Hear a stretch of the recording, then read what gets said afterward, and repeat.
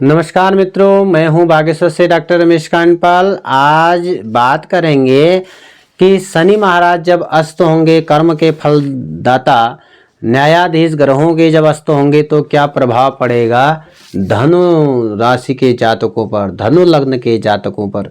और हमारे चैनल में जो मित्र नए हैं, चैनल को सब्सक्राइब कीजिएगा, बेल आइकन दबाइए, लाइक शेयर सब्सक्राइब अवश्य कीजिए ताकि आपको नया वीडियो प्राप्त हो सके।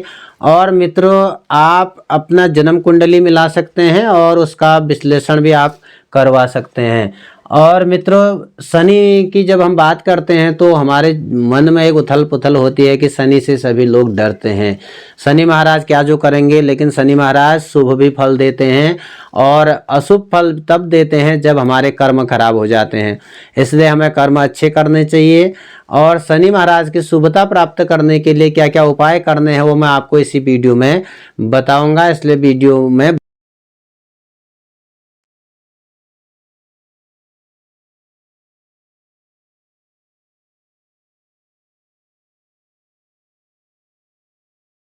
तो हम क्या हो जाता है, हमें राजा से रंक और रंक से राजा हम बनने लगते हैं।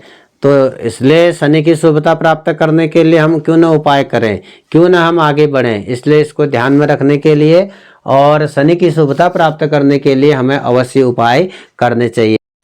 तो आइए मित्रों, प्रारंभ करते हैं कि धनु राशि वाले जो जातक हैं, जब 11 फरवरी पश्चात सूर्य नारायण जो हैं जब कुंभ राशि में प्रवेश करेंगे तो कुंभ में पहले से शनि विराजमान हैं, तो शनि जो हैं वहाँ पर अस्त होने लगेंगे।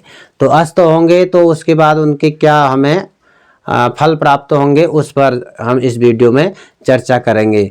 तो 11 फरवरी से 18 मार्च तक का जो समय है मित्रों, वह अस्त का समय है शनि महाराज का। तो इसलिए देखते हैं कि धनु लग्न वाले जो लोग हैं, धनु राशि वाले, उनका तृतीय भाव में जो है शनि अस्त हो रहे हैं और शनि सूर्य के साथ बैठे हैं। पराक्रम वाला भाव है और पराक्रम हमारा जो है तृतीय भाव होता है। इसी भाव में जो है हमें फिर क्या क्या अशुभ फल प्राप्त होते हैं वो हमें देखने चाहिए। अशुभ फल माने हमारे जो पराक्रम है उसमें थोड़ी कमी आने लगेगी और हमारा जो है सामर्थ्य है, हमारे जो मित्र हैं, हमारे जो यात्रा है, हमारा गला, कान, नाक, ये जो गला और कान ये खराब हो सकते हैं, दिक्कत हो सकती है, रोग हो सकते हैं और हाथ पैर में थोड़ा दिक्कतें हो सकती हैं, धैर्य में थोड़ी कमी हो सकती है। इस प्रकार के यहाँ पर देखने को मिल सकते हैं। शारीरिक बल में जरा आलस्य आ सकता है। इस प्रकार के दिक्कतों का सामना करना पड़ सकता है। और दूसरा, हमारा जो शासन है उसमें कमी आ सकती है और कुल मिलाकर के हमारे जो धन संपत्ति है, विभाजन है, उसमें कमी आ सकती है। तो इस प्रकार हमारा जो तृतीय भाव जो पराक्रम है, कुल मिलाकर के उसमें कमी आ सकती है। यात्राओं का यदि दौर होगा तो यात्राएं हमारे जो होती हैं व्यर्थ हो सकती हैं, व्यर्थ का भ्रमण जिसको कहते हैं वो हो सकता है। अगली यदि हम बात करें इसमें तो पंचम स्थान में गुरु बैठे हुए हैं और गुरु में शनि की जो है पाप दृष्टि पड़ रही है, पाप पीड़ित गुरु हो रहे हैं। इसलिए पंचम स्थान विद्या बुद्धि का होता है, संतति का होता है। उसमें विशेष रूप से हमें अपने संतति का विशेष रूप से ध्यान रखना चाहिए। और मन नहीं लगेगा पढ़ने में तो इसका ध्यान रखना चाहिए, इसमें सावधानी रखनी चाहिए। और जो हम इस वीडियो में अभी आपको उपाय बताने वाले हैं उन उपायों को अवश्य कीजिएगा जिससे हमें शनि की शुभता प्राप्त हो सके। और पंचम जो है, पंचम स्थान में कोई हम विवेक का कार्य करते हैं तो हमें निर्णय लेने की जो शक्ति होती है थोड़ा कमी आ सकती है। और हमारे जो पाप पुण्य का हिसाब किताब है, मन नहीं लगेगा, धर्म में थोड़ा मन कम हो जाएगा और पढ़ाई में थोड़ा मन कम लगेगा, राजनीति में थोड़ा उतार चढ़ाव हमको अवश्य ही इसमें देखने को मिलेगा। और इसमें हमें जुआ, सट्टा, लॉटरी इस प्रकार के कार्य नहीं करने चाहिए। और बाकी जो गर्भ से संबंधित व्यक्ति हैं और गर्भ से संबंधित जो दिक्कतें हैं उसको भी सावधानी से हमें देखना पड़ेगा। और गुप्त धन की जो बात आती है, हमने जो गुप्त बात है, गोपनीय जो बातें हमें रखनी है उसको हमें गोपनीय ही रखना पड़ेगा। और पंचम स्थान से जो है इन चीज़ों को हम जब देखेंगे तो शनि की दृष्टि पड़ने से वहाँ पर थोड़ी इनमें कमियां महसूस होंगी, कमियां होने का जो है योग बन रहा है। अगली जो दृष्टि पड़ती है धर्म में पड़ रही है नवम भाव में।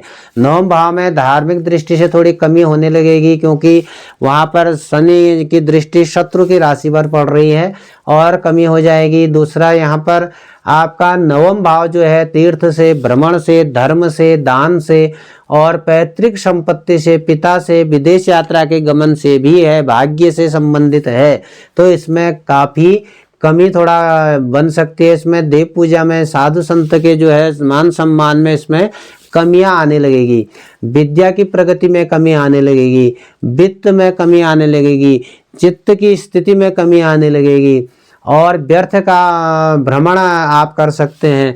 भाग्य में कमी आने लगेगी, जो भाग्य आपका अच्छा साथ दे रहा था उसमें थोड़ी कमी आने लगेगी और संतान की जो स्थिति है उसमें विशेष ध्यान रखने की आवश्यकता है। हो सकता है संतान मनमाना काम करने लगे, इस प्रकार का कार्य हो सकता है। और जो साधना आप कर रहे हैं उस साधना में थोड़ी कमी आ सकती है, इसलिए उसका भी आपने विशेष रूप से ध्यान रखना है। अगली जब हम बात करते हैं, अगली दृष्टि दशम पूर्ण दृष्टि शनि की जब पड़ती है वो पड़ती है व्यय भाव में। और व्यय भाव जो हमारा जो होता है, व्यय भाव व्यय का ही होता है, खर्चा होता है, अन्यथा अनावश्यक खर्चा बढ़ जाएगा, हॉस्पिटल का खर्चा बढ़ जाएगा, हो सकता है आँखों में कोई दिक्कत हो, अनिद्रा का रोग हो सकता है और दूर यात्रा, विदेश यात्रा का जो योग बन रहा था उसमें कमी हो सकती है। यदि गए भी तो व्यर्थ भ्रमण हो सकता है। वैवाहिक जीवन में थोड़ी दिक्कतों का सामना करना पड़ सकता है। और कुल मिलाकर के यहाँ पर जो शनि की दृष्टि पड़ रही है, मुकदमेबाजी हो सकती है, इसलिए वाद विवाद से हमको बचना चाहिए यहाँ पर। और इधर जो है यदि गुप्त शत्रु आपके बढ़ सकते हैं और आपका जो है अधिकार क्षेत्र जो है थोड़ा कमी आ सकती है, मानसिक बेचैनी हो सकती है, मानसिक तनाव हो सकता है, आंखों में जलन हो सकती है। तो इस प्रकार से तमाम ये जो रोग हैं वो इस स्थिति में हो सकते हैं। और बाकी आपका जो आय से संबंधित है, जॉब से संबंधित है, मातृ से संबंधित है, सुख से संबंधित है, वो सही है। पहले जो हमने वीडियो भी फरवरी माह की बनाई है वो सही उत्तम है। लेकिन अभी जो हम वीडियो की बात कर रहे हैं वो शनि जब अस्त होंगे तो अस्तगत क्या फल आपको प्राप्त हो सकता है, इस पर हम विशेष चर्चा करने के लिए यहाँ पर उपस्थित हुए हैं। तो मित्रों, ये जो हमारे जो शनि महाराज वाली बात है, शनि और सूर्य एक साथ होते हैं तब भी दिक्कतों का सामना करना पड़ता है, क्योंकि दोनों शत्रु एक साथ बैठ जाते हैं।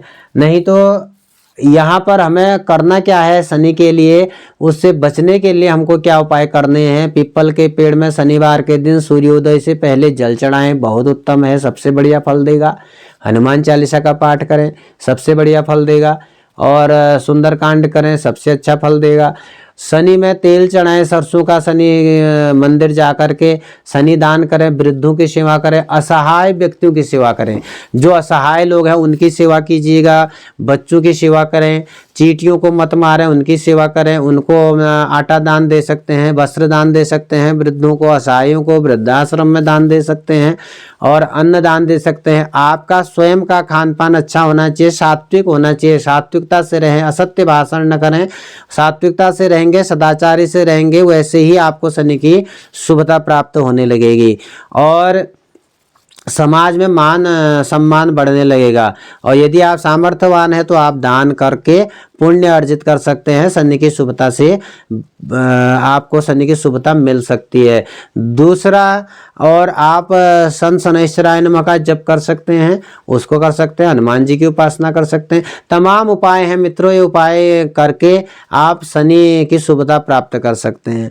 और धनु राशि वाले जो जातक हैं उनके लिए बाकी सब शुभ है। और जिन जिन भावों में शनि का जो दृष्टि थी अथवा विराजमान थे उन भावों पर हमने चर्चा करी। दशरथ कृत एक शनि का स्तोत्र है, उसका पाठ करके भी आप शनि की शुभता प्राप्त कर सकते हैं। इसी प्रकार वीडियो प्राप्त करने के लिए हमें फॉलो कीजिए, लाइक शेयर सब्सक्राइब कीजिए। धन्यवाद, नमस्कार।